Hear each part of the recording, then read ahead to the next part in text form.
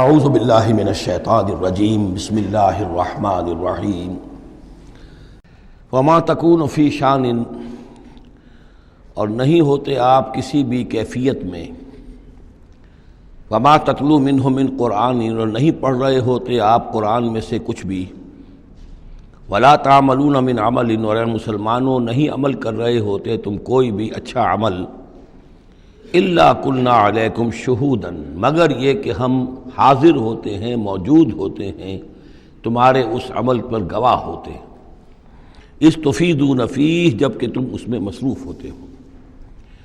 یہ بڑی ہے ایک بشارت والی بات ہے کہ بندہ مومن کو یقین دلایا جائے کہ جو خیر تم کما رہے ہو، جو بھلائی کر رہے ہو، جو نیکی کر رہے ہو، تمہارا رب اسے دیکھ رہا ہے۔ وہ بات نہیں ہے کہ مر گئے ہم، انہیں خبر نہ ہوئی۔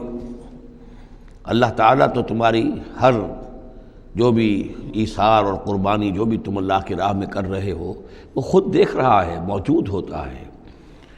اس میں دیکھیے خاص کیف ہے۔ اے نبی، پہلے خطاب ہے حضور سے واحد کے صیغے میں، اے نبی آپ جس کیفیت میں بھی ہوتے ہیں، ما تکون فی شان وما تتلو منہ من قرآن، اور جو قرآن میں سے آپ پڑھ رہے ہوتے ہیں، کوئی حصہ، کوئی صورت خود پڑھ رہے ہوں، پڑھ کر سنا رہے ہوں، اور اب رخ بدلا ہے اہل ایمان کی طرف، مسلمانوں کی طرف، ولا تعملون من عمل، اور اے مسلمانوں جو عمل بھی تم کرتے ہو، من عمل، کہ جو اچھا عمل ہو، نیک عمل ہو، الا کلنا علیکم شہودا، ہم تم پر تمہارے پاس موجود ہوتے ہیں، استفیدون فیہ، جب کہ تم اس میں مصروف ہوتے ہو۔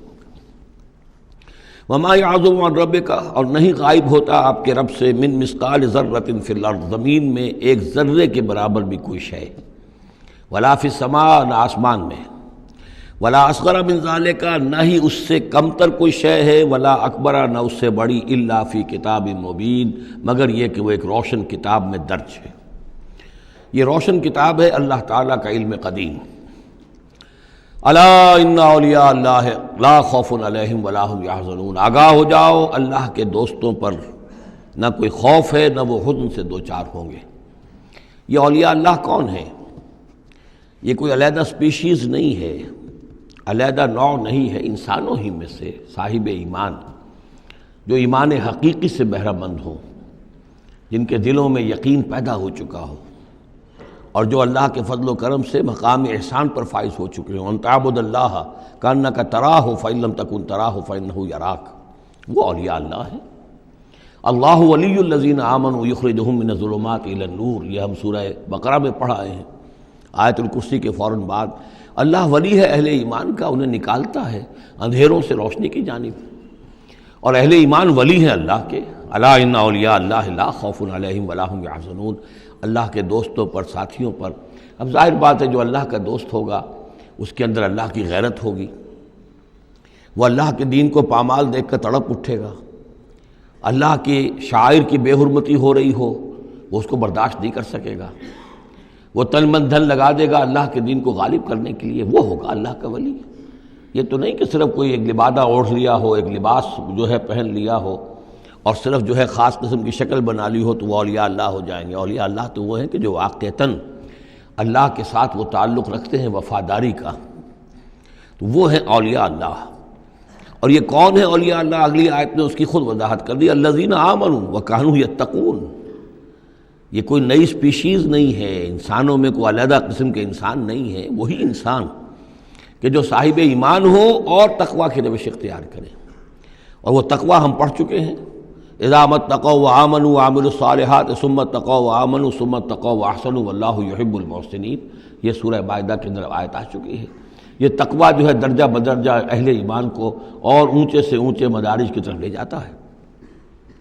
لہم البشریٰ فی الحیات الدنیا، ان کے لیے دنیا کی زندگی میں بھی بشارتیں ہیں۔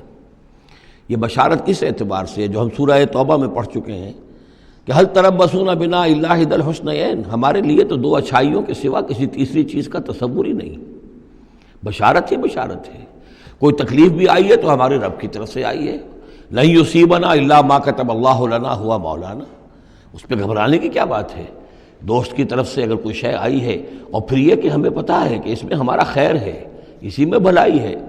ایک چیز ناگوار تو ہے، بچے کو انجیکشن لگا ہے تو رو تو رہا ہے وہ، لیکن معلوم ہے کہ اس کے والدین کو تو معلوم ہے کہ یہ اس کے علاج کے لیے ہم ٹیکہ لگوا رہے ہیں، تو تکلیف بھی دنیا میں اللہ کی طرف سے آتی ہے، بندہ مومن سمجھتا ہے یہ میرے حق میں خیر ہے، بھلائی ہے، میرے لیے تو خیر ہی خیر ہے، شر کا سوال ہی نہیں۔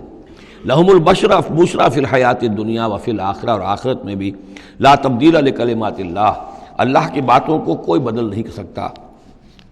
ذالک هو الفوز العظیم، یہی بہت بڑی کامیابی ہے۔ ولا یحزنک قولہم، اور اے نبی ان کی بات سے آپ رنجیدہ نہ ہوں۔ ان العزت للہ جمیعا، عزت کل کی کل اللہ کے اختیار میں ہے، اللہ کے ہاتھ میں ہے۔ هو السمیع العلیم، وہ سب کچھ سننے والا اور جاننے والا ہے۔ الا ان للہ من فی السماوات ومن فی الارض، آگاہ ہو جاؤ اللہ ہی کی ملکیت ہے اور اللہ ہی کا ہے جو کچھ بھی ہے اور جو بھی ہے آسمانوں میں اور جو بھی ہے زمین میں۔ وما یتبع الذین یدعون من دون اللہ شرکاء، اور یہ لوگ جو اللہ کے سوا کسی اور کو پکار رہے ہیں وہ کوئی شرکاء نہیں ہے جنہیں وہ پکار رہے ہوں، اور نہیں تو ان کا اتباع کر رہے ہیں۔ یتبعون الا الظن، وہ تو ظن ہے، اٹکل پچو ہے، ان کے اپنے تصورات و توہمات ہیں۔ ان یتبعون الا الظن وانہم الا یخرصون، وہ صرف ظن و تخمین اور اٹکل پچو کے پیچھے پڑے ہوئے ہیں۔ هو الذی جعل لکم اللیل لتسکنوا فیہ والنہار مبصرا، وہی ہے جس نے تمہارے لیے رات کو بنا دیا ہے تاکہ تم اس میں سکون پکڑو، آرام کرو، استراحت ہو، اطمینان اور سکون ہو۔ والنہار مبصرا، اور دن کو بنا دیا دکھلانے والا، روشن، تاکہ اس میں تم کام کرو، اپنی معاشی جدوجہد کرو۔ ان فی ذلک لآیات لقوم یسمعون، یقیناً اس میں آیات ہیں، نشانیاں ہیں ان لوگوں کے لیے جو حقیقتاً سنتے ہوں۔